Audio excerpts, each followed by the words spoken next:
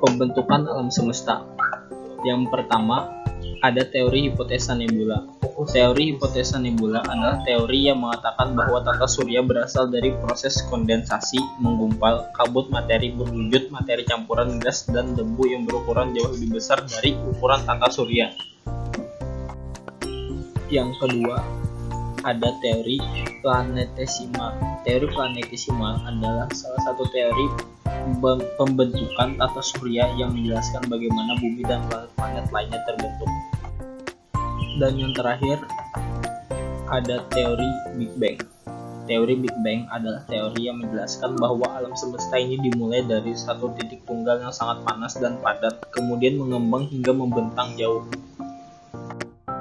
Lapisan bumi. Lapisan atmosfer terdiri dari 5 bagian, yaitu eksosfer, memiliki kandungan gas rendah gaya gravitasi lemah. Termosfer memiliki lapisan ionosfer yang berfungsi sebagai penyebaran gelombang radio. Mesosfer berfungsi mengikis dan membakar benda asing yang akan masuk ke bumi. Stratosfer, tempat terbangnya pesawat serta terdapat ozon yang dapat menangkal sinar UV. Troposfer, tempat terjadinya segala jenis peristiwa cuaca dan iklim.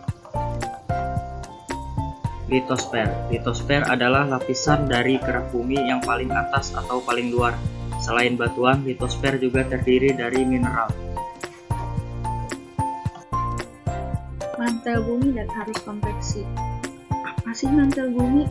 Mantel bumi adalah bagian dari planet kebumian atau benda langit lain yang cukup besar sehingga mampu mengalami diferensiasi berdasarkan kepadatan. Mantel bumi adalah lapisan batuan silikat antara kerak dan inti luar. Mantel bumi tersusun dari material besi, magnesium, dan silika. Dan bagian terluar mantel bumi cenderung lebih padat, menempel dengan kerak bumi di atasnya.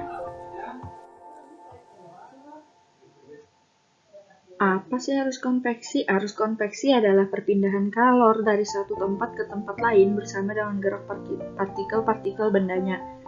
Dan arus konveksi dapat memindahkan panas melalui zat cair atau gas, sehingga arus konveksi tersebut berada di lapisan atmosfer.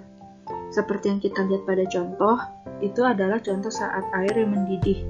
Saat air bagian bawah mendapatkan kalor dari pemanas, partikel air memuai sehingga menjadi lebih ringan dan bergerak naik dan digantikan dengan partikel air dingin dari bagian atas. Dengan cara ini, panas dari air bagian bawah berpindah bersama aliran air menuju bagian atas. Proses ini yang disebut dengan arus konveksi.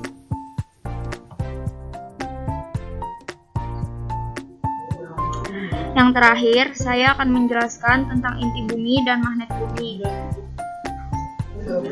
Inti bumi terbagi atas lapisan inti dalam yang padat dan di atasnya adalah lapisan inti luar yang cair.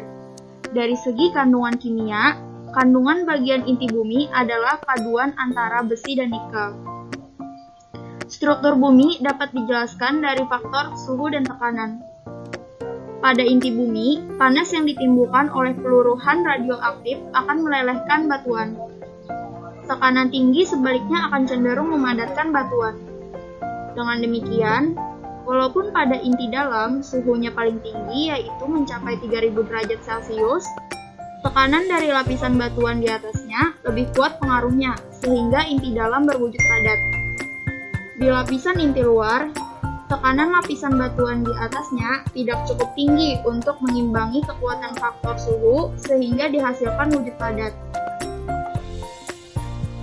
Lalu, terbentuknya medan magnet bumi dipengaruhi oleh komposisi inti bumi yang terdiri dari inti dalam dan inti luar. Dengan didominasi unsur logam yang berbeda temperatur, wujud, dan konduktivitasnya. Inti dalam dan inti cair bertemu lalu mengakibatkan pergerakan elektron dan adanya arus konveksi dari rotasi bumi yang menyebabkan pergerakan cairan pada inti lalu menimbulkan arus listrik dan terbentuklah medan magnet.